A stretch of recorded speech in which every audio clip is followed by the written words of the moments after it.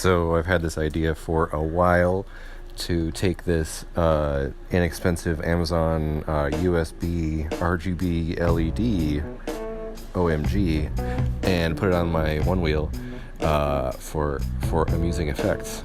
Decided to go down to 6th Street, and I don't like staying in any one place in 6th Street, but it's fun to just float through and see people, and got a couple good comments on the Onewheel and the modifications. Obviously, as you can see, it's just gaffer tape holding it on.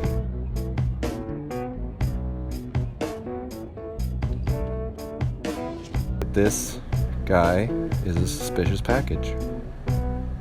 That's just the thing that he does.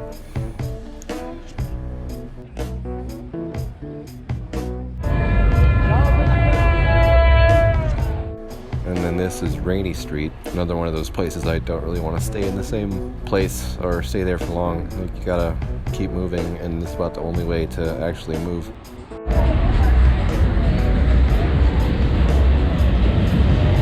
More bros. And now introverts Rainey St.